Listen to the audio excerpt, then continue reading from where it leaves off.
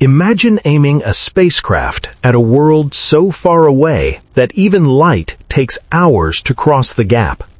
That world is Pluto. It's an icy object on the edge of the Sun's kingdom, and it's the perfect trap for human intuition. Because most people hear far and think, okay, so we just need a faster rocket. But Pluto doesn't defeat you with distance. Pluto defeats you with something colder. It's hard to slow down out there. And that's why, despite decades of plans, only one spacecraft has ever visited Pluto up close. And even that mission didn't stay. It touched Pluto once and kept going into the dark. Pluto, the far that turns into time. Pluto is not just far in kilometers. Pluto is far in years. In deep space, far means years of travel, years of risk, years of power management, years of waiting for a single moment when the geometry is right. And Pluto lives at the intersection of it all. That's why for most of modern space history, Pluto wasn't just difficult, it was the kind of mission that gets quietly killed in budget meetings. The first reality check. We almost went, and then we didn't. In the 1960s, NASA realized something incredible. The giant planets were about to line up in a way that happens only about once every couple of centuries.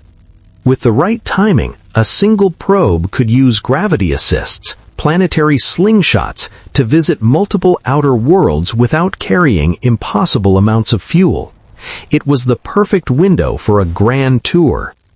Pluto could have been on that tour. But the plan was expensive, so it was canceled. And the scaled-down version, the Voyager missions, still had a Pluto possibility on paper. Voyager 1 could have been sent toward Pluto after Saturn, but NASA made a choice that tells you everything about Pluto's curse. They redirected it for a close pass of Titan, Saturn's moon, because Titan was too scientifically valuable to miss. Pluto was postponed again. Not because Pluto wasn't interesting, but because Pluto always demands more than you can comfortably pay. The power problem, where sunlight becomes weak and time becomes heavy. Out near Pluto, sunlight is faint. Solar panels stop being practical. So missions rely on nuclear batteries, RTGs, devices that turn heat from radioactive decay into electricity. They're brilliant, but they slowly lose power over time. And when you're planning a mission that might take a decade just to arrive, every watt matters. Power is life support for a robot. Heaters, computers, instruments, antennas, communications. When power is tight, you can't afford to design a mission that needs to do more than one clean pass. And that's the key word, pass. Because staying is a different universe of difficulty. The real boss fight. Pluto is easy to reach, hard to capture. Here's the brutal physics. Going fast is easy, stopping is expensive. To orbit Pluto, you must arrive slow enough for Pluto's gravity to capture you, or you must burn a huge amount of fuel to brake. But the fastest routes to Pluto are fast because they use gravity assists. Those same assists that save years of travel time also make you arrive like a bullet. So Pluto forces you into a trade-off. Do you want to get there sooner, or do you want to arrive slow enough to stay? If you choose stay, you pay with mass, and mass means fuel, and fuel means bigger rockets, and bigger rockets mean bigger budgets. Pluto missions don't fail in space. They fail on Earth, on spreadsheets. That's why New Horizons was built around a ruthless compromise. It would not orbit Pluto. It would fly by once, capture everything it could, and keep going. Because a flyby mission is light enough to launch, fast enough to arrive within a human planning horizon, and simple enough to survive the long cruise. New Horizons launched in 2006. It used Jupiter for a gravity assist in 2007, and it finally reached Pluto in 2015. After nearly a decade, it made its closest pass, about 12,500 kilometers above Pluto's surface, and it screamed past at roughly 49,600 kilometers per hour.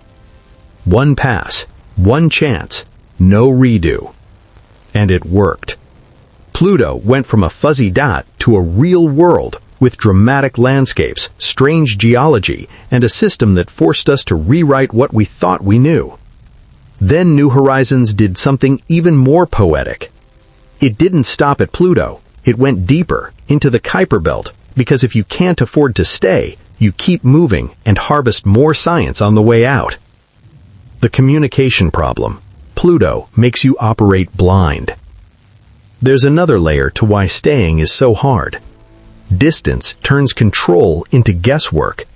Signals take hours to travel, so real-time piloting is impossible. If something goes wrong, you don't fix it live. You wait. You receive delayed telemetry. You diagnose. You send commands. You wait again. A flyby mission is short and focused. An orbital mission multiplies the number of things that can break over years. And in deep space, repairs don't exist. Everything you need must already be on board. That means more redundancy. More redundancy means more mass, and mass loops you back to the same enemy, fuel. The pattern. Pluto keeps saying, pay more. This is why Pluto stayed out of reach for so long, not because we didn't care, but because Pluto always demands a combination that is rarely available at the same time.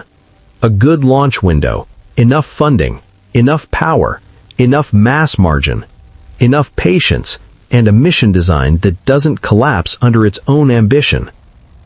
New Horizons succeeded because it didn't try to win every battle. It chose a single achievable victory. Touch Pluto once and bring the data home. The line that makes the whole video click. Here's the truth in one sentence. Pluto isn't too far. Pluto is too expensive to slow down at. In space, distance isn't just kilometers.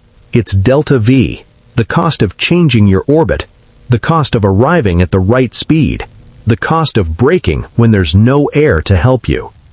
And Pluto makes that cost painfully obvious. If you could fund only one Pluto mission, which would you choose? A. A fast flyby that keeps going deeper into the Kuiper Belt. B. A slow, heavy mission designed to enter Pluto orbit and stay for years. Comment A or B and tell me why.